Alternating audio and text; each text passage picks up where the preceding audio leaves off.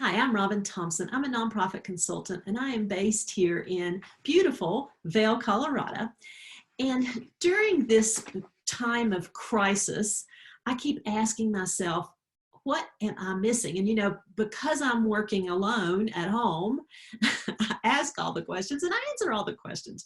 And one of the things that I know that I'm missing is the connection with my nonprofit colleagues, with the connection with the donors, with the connection with the people that we serve in our nonprofits. So I decided, what if we put together a series of webinars where we interview people who are experts in the field and ask them, what do you suggest? What should we be doing right now? And providing a message of hope. That's how that I said, I know exactly who we need to kick off this series with. It's Dr. Marc Hardy. See, Dr. Marc Hardy and I met over 15 years ago at the National Speakers Association. And as fate would have it, both of us then went our separate directions, but we were still connected on social media. And I happened to see an article that he posted, and I'm like, this is exactly who we need to hear from. And that's what we're going to do today, is we're going to talk to Dr. Marc Hardy. But let me tell you a little about him first. He's the director of nonprofit certificate education at the University of Notre Dame, and he has been for 11 years. As a professional speaker, he's talked to hundreds of audiences on leadership and team building since 1993. He's an expert in philanthropy and motivating people to give back. He also teaches nonprofit management and philanthropy at Indiana University, Purdue University, and Butler University. He also serves as a board member on several boards. We're going to talk to him today about nonprofits and what is it that he is seeing as he talks to nonprofits, and what is it that we need to be doing. What is the message of hope? So join me now in the discussion with Dr. Marc Hardy. Year or two for the stock market to come back up. But now is the time to sit down with your donors and find out how they're doing, not how you're doing. All right. Now is the time to say, I know this has affected you. I hope that, things get better. I hope that, your family as well. Remember, this is the leveling field. Anybody can get this. Prince Charles has it now, for goodness sake, right? So this is the great leveling field. This is kind of like the days of the Depression or of World War II or World War I, when everybody was in the same boat and everybody was making the same sacrifices. Now, let's face it, if you have a couple $1 billion in the bank, you're not going to sacrifice quite as bad as other people. But the fact is that everybody's worried about this. Companies are worried about it, so on and so forth. But now is the time to cultivate your donors. Mm-hmm. Now is it, and it's okay to, there was a question about the appeal letter. The question is, who is the appeal letter going to? Because if it's going to major donors, that's probably not a good thing. With your major donors, you need to get on the telephone with them. And I think, Robin, you made the comment that it's hard to get them on Zoom, right? Because a lot of them, if they're of mature age, like people like me, they're not always comfortable with that. But get them on the phone and just talk to them and say, how are you doing?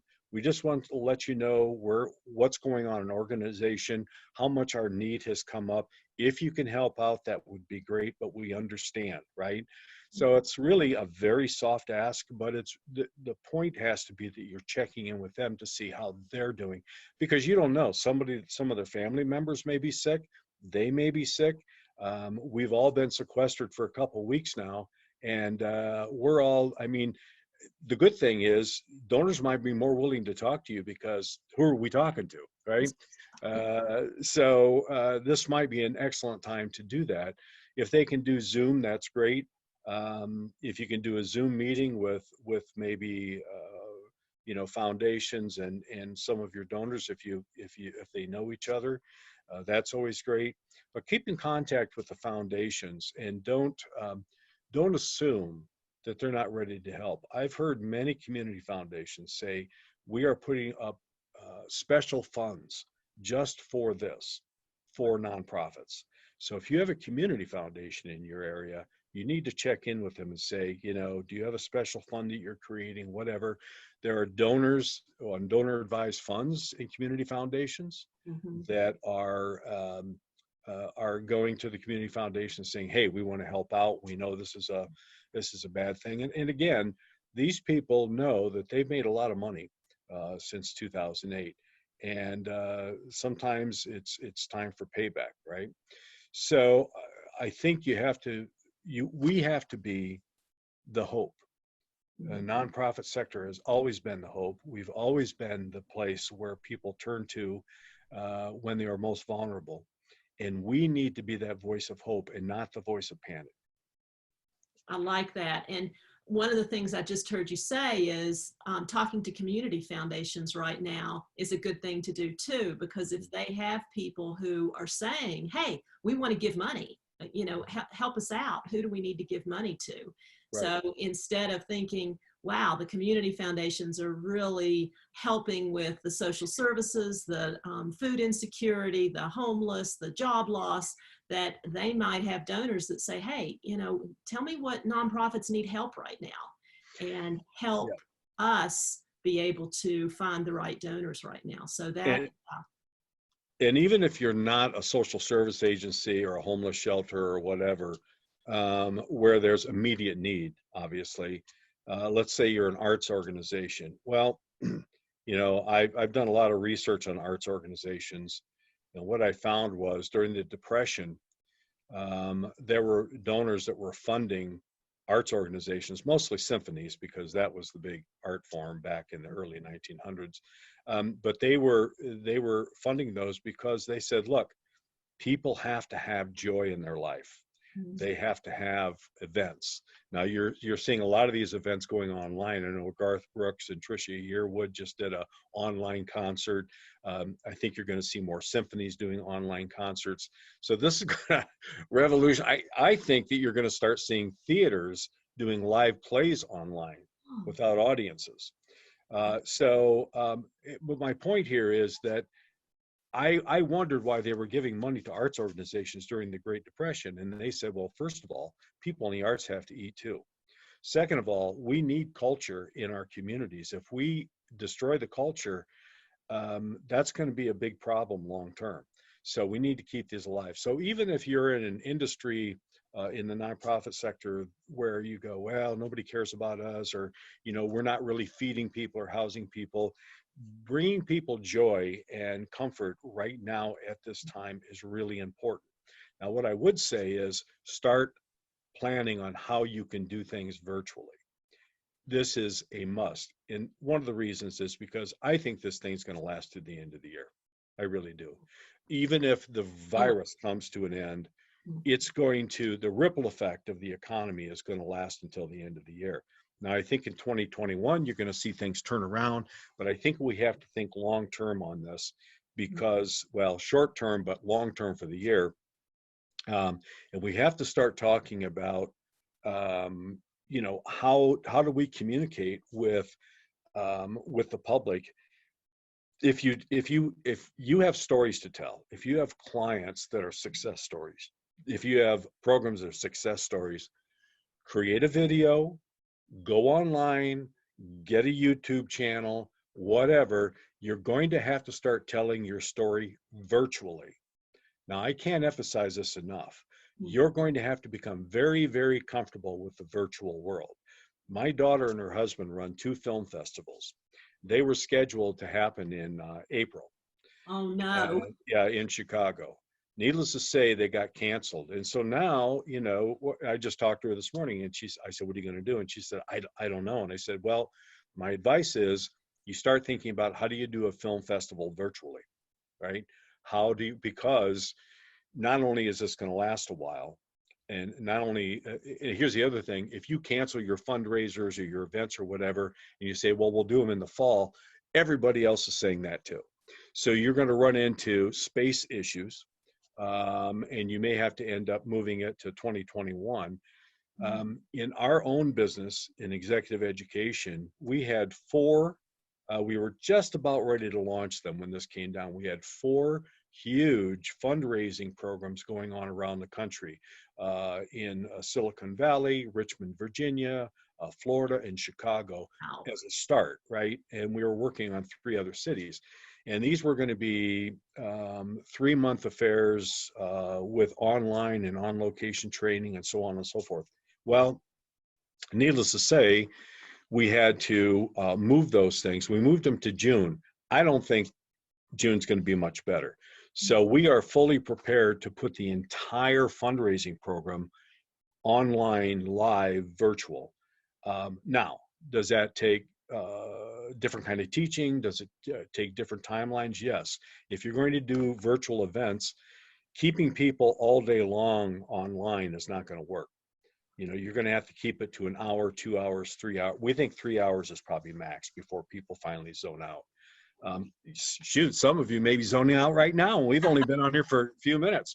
But I think we have to start thinking virtually. The other reason I think we need to do that is because I don't think this is the last time this is going to happen. We've been warned about this kind of epidemic for years. They are warning about, you know, they're warning about epidemics that have to do with diseases we already know about, right? Diseases that are resistant to antibiotics, let alone a disease that we've never dealt with before. We don't have any immunities. We have no way to deal with this. So I think that should change the way we think about how we deal with donors, about how we deal with our people we serve, so on and so forth. Yeah, and so I agree with you, and I'm sure that there's going to be a few questions, and we'll talk about it here in just a minute about how do you do that event now virtually, like how are you going to change that? Let's have you answer one question that came in, and then we'll go back to that. So Lisa said, we're an educational nonprofit. What is the best way to communicate that we're still helping our students with our programs and that funds are still needed? Tell them exactly that. You know, I mean, again, if they're major donors, if they're annual fund people, you can probably send them a letter. But it's also not a bad idea if you have the capacity to contact all of your donors personally and check in with them. You never know when an annual fund donor is going to become a major donor, right? And they may be, you know, especially if they're new, they may be testing how you respond to them, especially during a crisis. So, you know, contacting them, you know, I don't know that email's the right way to do it. I think a phone call at this point is probably good. You could invite them to a Zoom call to say, we just want to give you an update on what's going on with us. And you may have people attend and you can talk to them like we're talking face to face here. But I think picking up the phone or doing a Zoom call is the best way to do it and say, we just want you to know we are still, you know, our children are still in school.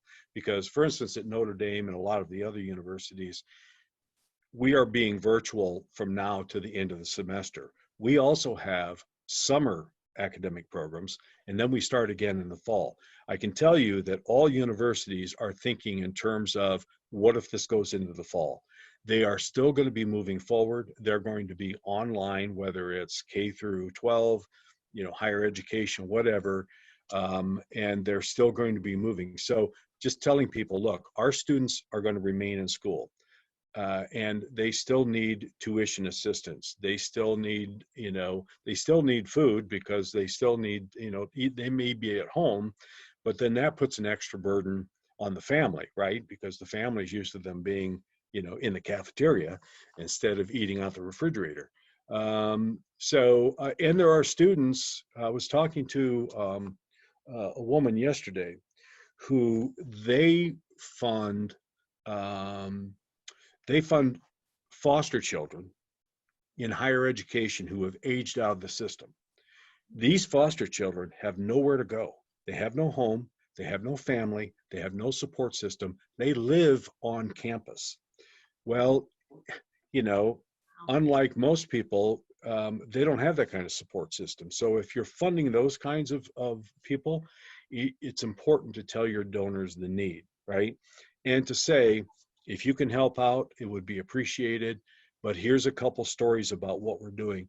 I can't emphasize enough the importance of telling stories about the people you serve. It's one thing to tell people, hey, we're serving 1,000 children, in the educational field a year. Well, that's great. But for me, statistics, they just don't connect.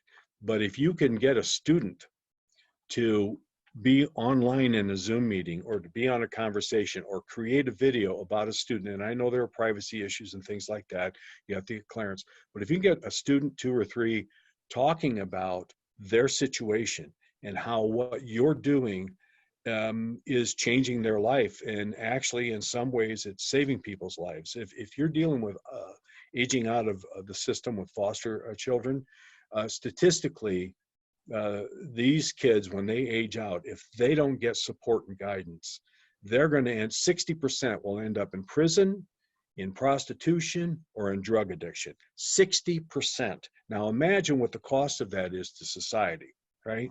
So you have to tell these stories and use those kinds of realities to bring it home to people that, this isn't just about giving scholarships and fellowships. This is about helping children that don't have a support system, and also helping the best and brightest. We're going to need these people in the future to deal with these epidemics and to deal with these kinds of things. We need smart people. We need educated people. We can't wait around for that. Now is not the time to let up. So I think however you can make your case, do it on video, do it virtually, do it through the phone call. Personally, I get fundraising letters all the time. I'm going to tell you the truth. I don't look at 90% of them unless I have a direct relationship with them, right? And even then, I'm usually already donating anyway. So you have to ask yourself, what would be the best way to communicating? Now, if you've got people working at home, and let's face it, there's probably not a lot to do right now because your events have been canceled, so on and so forth. Give them a list, get them on the phone, get them talking to your donors. And whether they've given you $10 or, $100,000, some of them can double and triple their gift, and it'll be well worth it. So now is the time to do that kind of nurturing and that kind of informing. Yeah, and Mark, so one of the things that you said that I really think is something that we all need to listen to about doing, whether it be an update for our donors, a video update, a Zoom update. And so we can have a live meeting at the beginning. I talked about the difference in a webinar and a meeting. With the meeting, you can see everybody's videos. And so why not host a meeting and invite your donors to the meeting and say, hey, we just wanted to tell you what we're up to right now. And then you get to see each other face to face. I think that is brilliant. That's a great idea. And I think now is the time to nurture and to strengthen those relationships. And what I found with donors and with foundations is a lot of times, if you tell your story, they are the ones that will step up and say, how can I help? So you don't even have to do the ask, right? They know that times are tough. The unemployment figures right now, over 3 million people just signed up for unemployment, unprecedented, 3 million people. And they say it's going to get worse. So the need for what we do as nonprofits is going to increase exponentially. And so we need to be out there talking about the importance of our organization, what we're doing. Again, storytelling. And if you're going to ask me what your board members should be doing, they are the ambassadors for your organization. They should be on the phone calling donors as well. They should be directly engaged in this. Chances are they're sitting at home as well. So there's an opportunity here to have people get on the phone or get on Zoom and really strengthen this donor database. And I would be very surprised if a lot of donors didn't say, listen, I usually give $100, but I'd like to donate $500. What's the best way to do that? I think because when people get into the situation, they become generous, and they also see that, unlike a lot of donations, this could come back to help them directly, right? You never know when somebody's family member or they themselves are going to be infected by this. So this is an all-in kind of thing. Yeah, and so you mentioned about taking events online. Let's just talk about events a little bit. So that was one of the things, and if all of you have read a lot of the information that's out there right now, there was one article that said, don't postpone your event, for exactly what Marc was just saying, because then you postpone it to the fall, and what's going to happen is that you're over top of another event.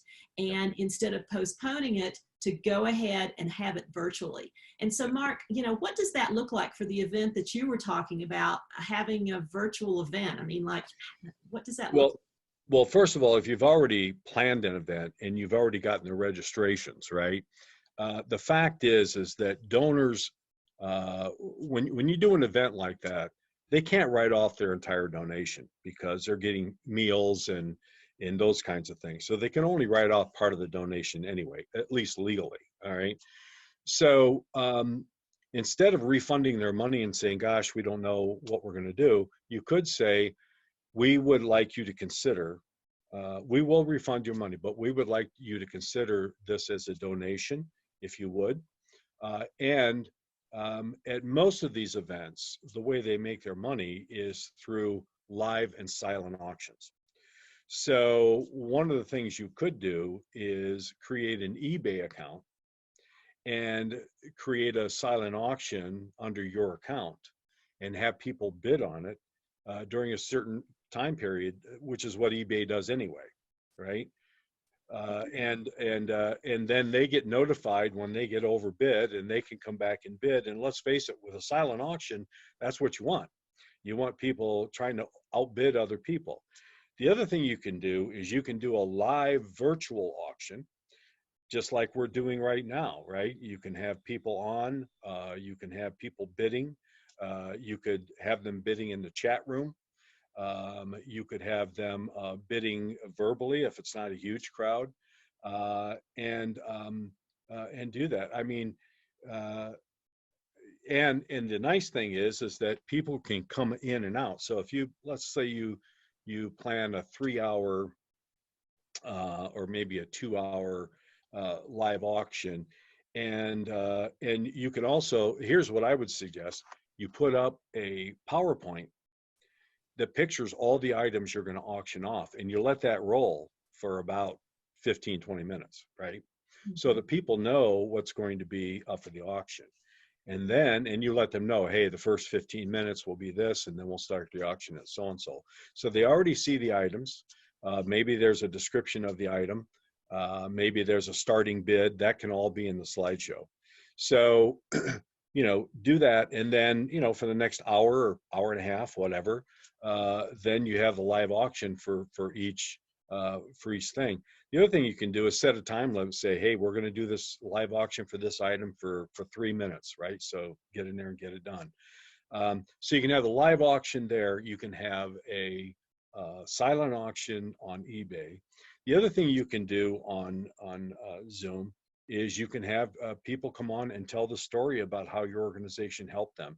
You can do a video about that. You can use that to tell your story and to raise money. You can have donors come on and talk. You can have foundations come on and talk about why they are supporting your organization at a higher level now than they were before, right? So, so I think there's a lot of ways to do this, and that's just a few ways that I have talked to other people about doing this. We know, for instance, with our programs, we're going to do 3 1-hour Zoom sessions per day for 4 days rather than 2 full days of training, because we're probably stretching it at 3 hours, but we don't want to go, we don't want to stretch out the days that much. So, and then you have to figure out, how do you do your materials? If you are using visual materials, maybe you email those things to people who are going to be on the call, right? Or you share your screen and you show them anything you have to do. So, um, I think the biggest thing we're going to be missing with doing virtual is that people are not going to be able to talk to each other, connect with each other. If you have a table of 8 or 10, people meet people that they never met before, so on and so forth. Now, having said that, if it's feasible, you can do breakout sessions on Zoom. So you can actually put people in their own rooms to talk to each other. So maybe you bring up an issue or you bring up a problem that you're trying to solve. And with your donors, there's nothing wrong with saying, look, we don't have a solution to this, and we need, not just your money, we need your smarts, we need your ideas. And so we'd like to put you in some groups and have you discuss this and then come back, right? So there are a lot of different ways you can do that. Now you have to get a little more sophisticated with these online systems. And I'm talking about Zoom because that's what we use, but there are other ones out there. So I think that that would be a start. Good. Okay. Well, thank you. And so now let's go through some of these questions here. We've got several different questions. Okay. Melissa said, we're a brand new nonprofit. Literally, we're open for a week. Oh, wow. Before the shutdown. Oh, wow, Melissa. What advice do you have to be able to hit the ground running when some of the restrictions are lifted? I wouldn't wait for the restrictions to be lifted. I think, if you're a new nonprofit, you're going to have to make twice the effort to get your story out there and talk about what you're doing. So if you want to hit the ground running, you're going to have to create that, what they call a platform. And I would suggest a social media platform. So immediately go on LinkedIn, create an account for your organization. You haven't done it already. Go on Facebook, create an organizational account. Go on YouTube, create an account. I would create videos. If you've only been around for a week, obviously you probably don't have a lot of success stories. However, you do have a mission, and you do have board members that can talk about why they sit on your board and what is their personal connection to your organization. If your board members don't have a passionate personal connection to your organization, you're going to have a rough time, right? Because you need that kind of commitment from your board members now. So have your board members talk about that. You can talk to potential clients about what this would mean to them. Again, create a story and put it on YouTube. It doesn't cost you anything to do it on YouTube. It doesn't cost you anything to go on LinkedIn, or very little. Facebook is the same way. Facebook now has a category called stories, where you can put videos in. And so any way you can promote the mission of your organization during this time, so that when things do improve,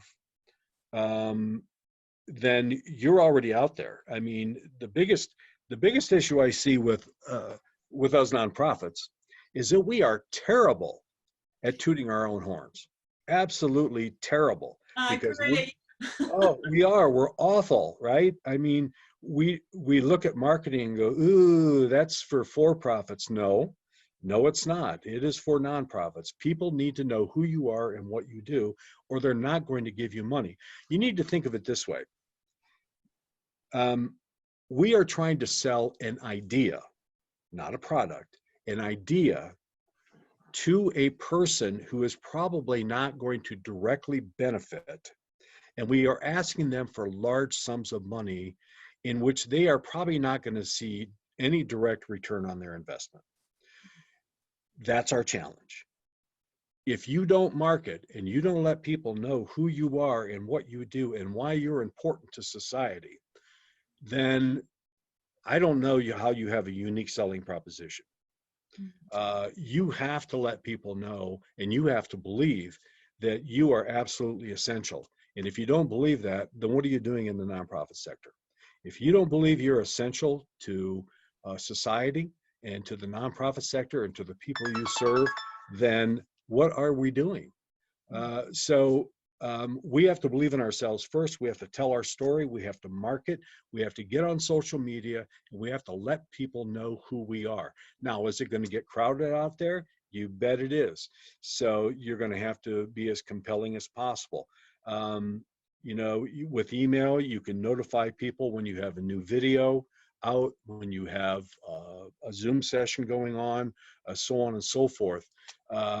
So there are a lot of ways to do that. The other thing that I would strongly encourage you to do, and very few nonprofits take advantage of this, all of your local news shows, radio and television, usually have talk segments, or they have segments where they consult with experts.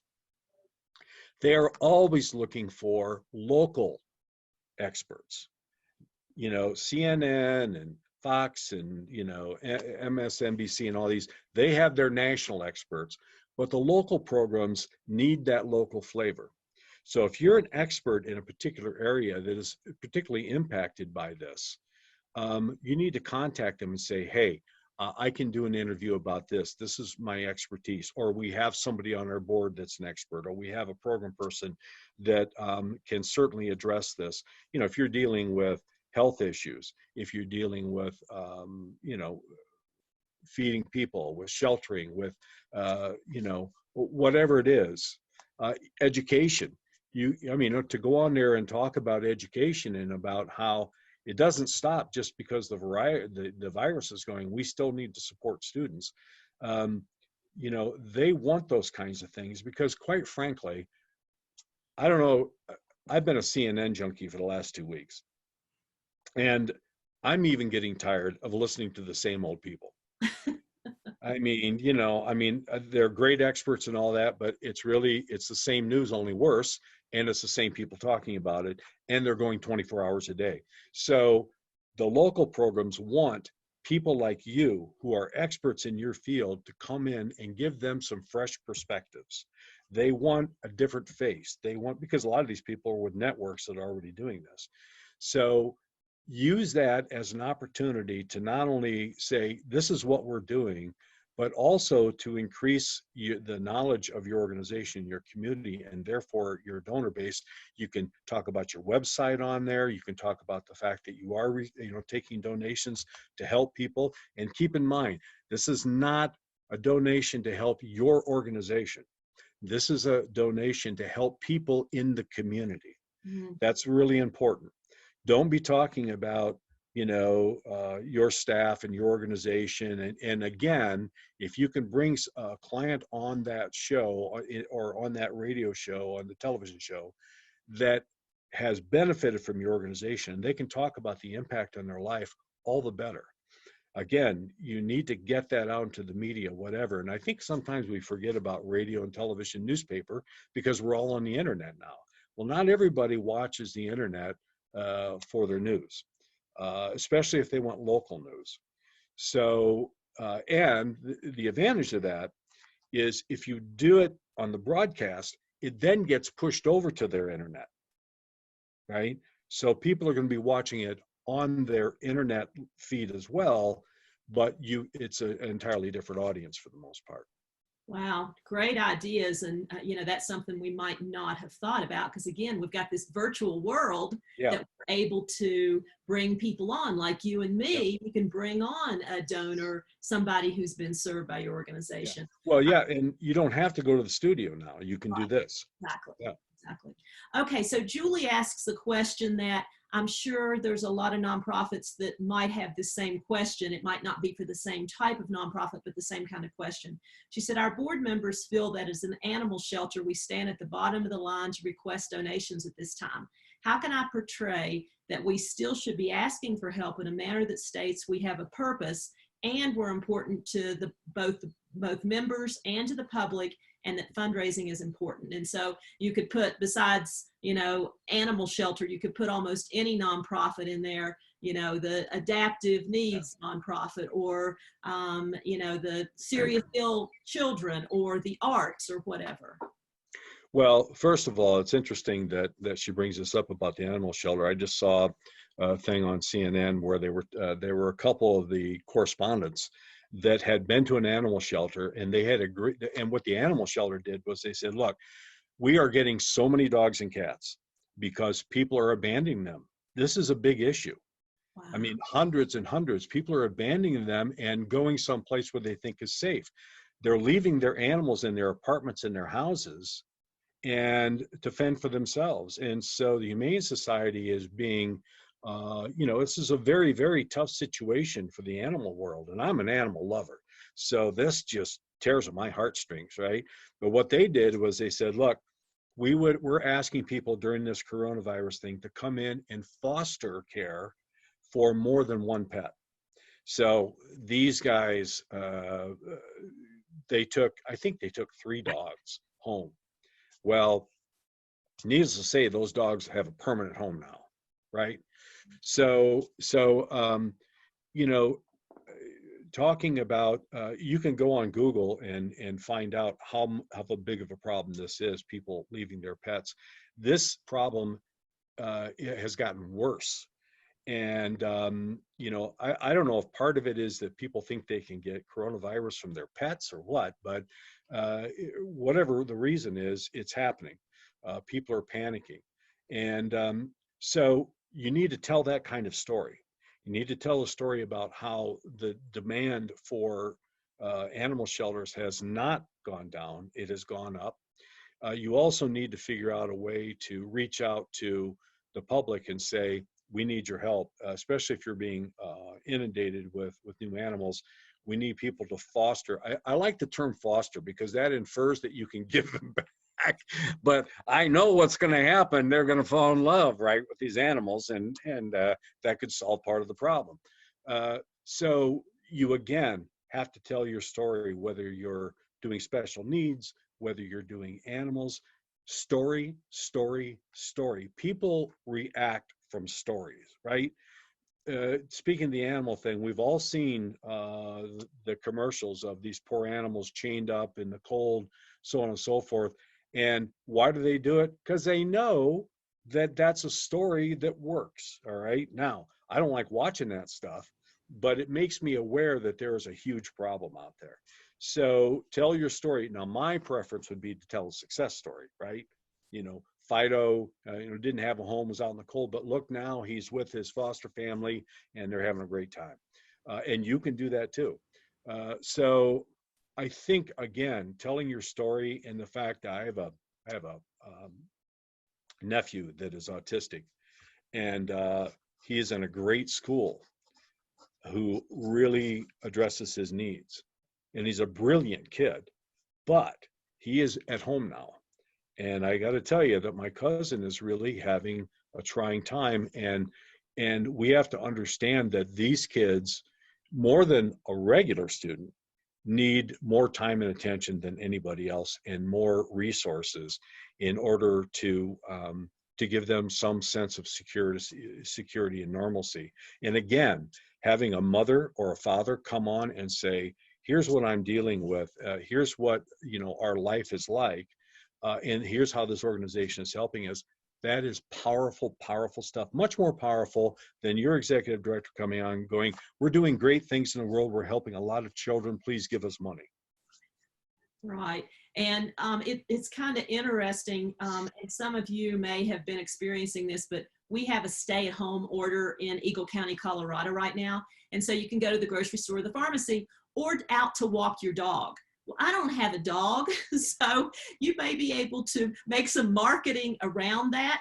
I'm looking to see, remember those, it was a leash, it was a long leash, and it was the invisible dog, so that I don't get a ticket if I go out to take a walk. So anyway, okay. So another question, Christine had said, we're a blind ski program looking to launch a summer activities program. Going virtual is not an option for us as far as programming. Do we focus on being outside in nature, getting exercise, practicing, social distancing? So I think that's, again, it doesn't matter, what type of organization you are. If you're planning summer programming, there's a nonprofit here that does serious illness. It's a Paul Newman camp. Yes. They have to cancel all summer camps. So they're trying to do something weekly as a camp activity virtually. Yeah, that's a challenge. I mean, you can do social. I mean, it's nice that they're outside, because even the disease experts are saying, hey, it's great to get outside, get fresh air, all that, as long as you keep apart from each other. But I think it's a challenge when you have people who have certain disabilities because they need people to assist them many times in close proximity.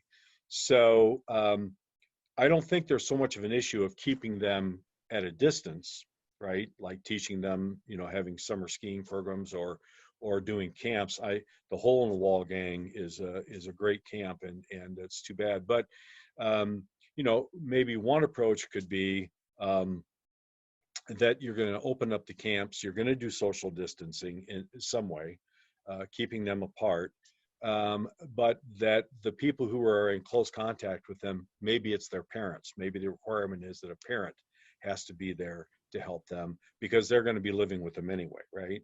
So there are ways to do that. If the biggest problem is going to be in cabins, people are in close quarters, and so keeping them apart. So maybe it's just a day camp, and it could be that the reality is that it can't be held, but you can do online virtual things with some of these children. Of course, if you're trying to teach them to ski, that's not going to happen. But you could do ski videos, right? You could do here are the fundamentals of skiing. When the virus finally goes away, at least you will know these things, right?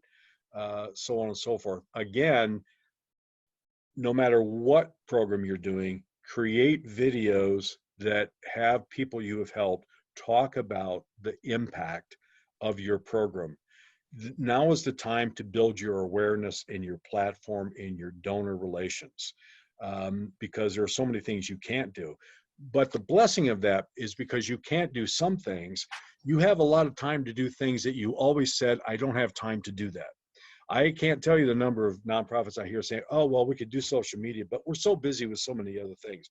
We could do videos, but we're so busy with so many other things. We just don't have the time to do that, or we don't have the people to do that. Well, now you probably have the people, you probably have the time, and even if they're not educated in that particular area of social media, now's the time to get educated.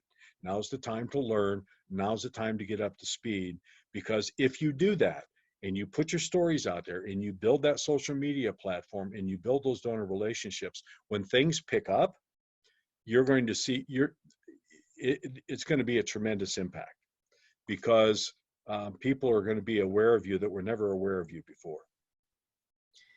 Great. And so we have just a few minutes left because I know many of you have a meeting coming up here in a few minutes. And I want to wrap this up with some final thoughts from Marc. And there are some questions that we didn't get answered. And so I'll be sure that Marc has those. And Marc, if you don't mind, just answering those questions, and then I can send them out to people, some of the questions that we didn't get to. I will do it. Are you recording this? Yeah, you are. Okay. I will admit, I didn't start recording until 10 minutes in, even though I've got big yellow stickies, record. So yes, I am recording it. And my Zoom membership gives a transcript as well as an audio and a video. That's great. So I will be sending that out.